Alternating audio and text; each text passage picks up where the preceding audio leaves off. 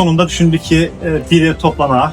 Bu tədbirin məqsədi həm hesabat, həm də gələcək planlarla bağlı danışmaq. Sonunda hədiyyələrimiz olacaq. Ümumi yanlarına aid olan Litera kitab evində bu şəkildə görüşmək üçün çox xoşdur. Qeyd eləmək istəyirəm ki, Mimta yanları Milli İrsi Mədəni Tarixi Araşdırmalar Fondunun nəzdində fəaliyyət göstərən bir yayım evidir.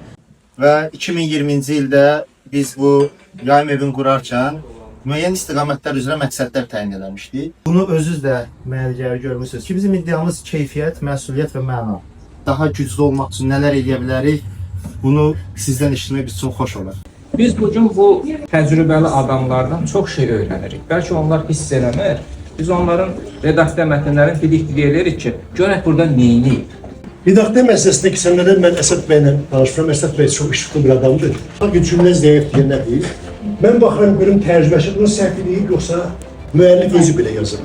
Başqa nəşriyyat yox, mən sizi axtaracağıq. Niyə? Mimta yayınları da bir brendə çevriləcək. Artıq müəyyən nailiyyəti də var. Artıq tanınır. Uğur olsun sizlərə. Hər adam yaxşı mənada dünyanın bir üzüdür.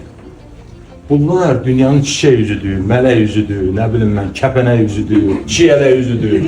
Nə deyirsiniz ondandır, yəni sevirəm bunları. Çox sağ olun, sizinlə olmaq çox gözəldir, qürurludur və ləzzət vericidir. Sağ olun. Uğurlarınız bol olsun.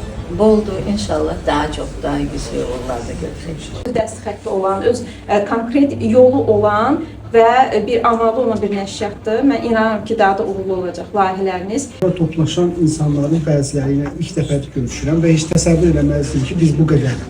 Mən sizə təşəkkür edirəm və arzu edirəm ki, qapınız həmişə üzünüzə açıq olsun.